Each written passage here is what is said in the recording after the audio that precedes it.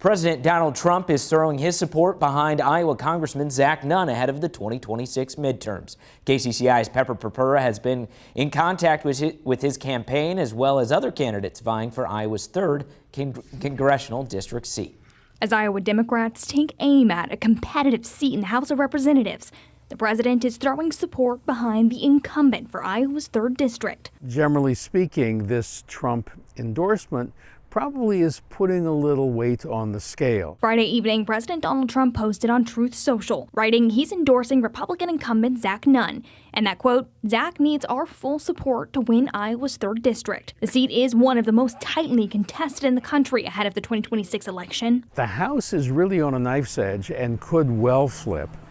And so every Republican seat that constitutes that extremely narrow majority is extremely important. The congressman responded to the endorsement via social media, saying in part that he is, quote, proud to have the president's continued support and even prouder to keep fighting for Iowa families in Congress. A spokesperson for Nunn's campaign told KCCI on Saturday night that Nunn has filed to run for re-election in 2026.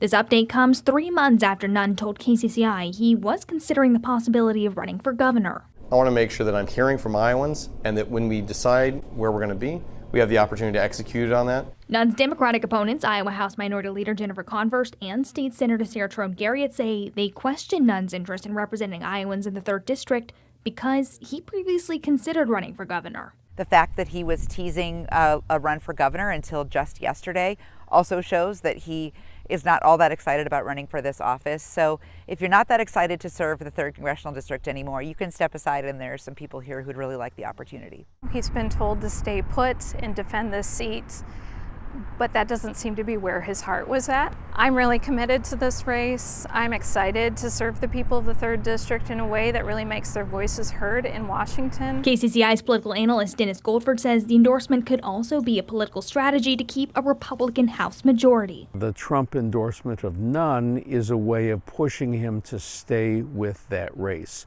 because generally speaking, unless there's some sort of scandal attached to an incumbent running for re-election tends to have a bit more of a benefit than an open seat. In Des Moines, Pepper Purpura, KCCI News, Iowa's news leader.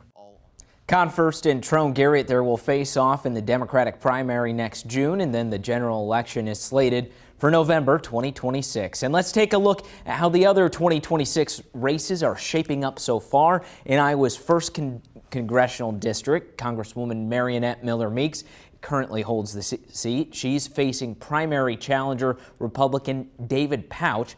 International trade and national security lawyer Taylor Weddick, he announced his campaign. He's running as a Democratic candidate, and Democrat Christina Bohannon is making her 3rd attempt at the seat.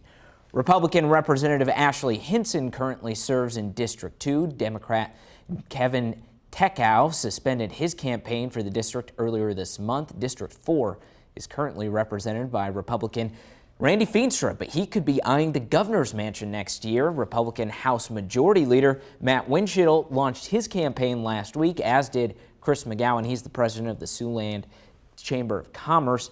And in the gubernatorial race, Congressman Feenstra launched an exploratory committee this spring, but he has not officially launched a campaign.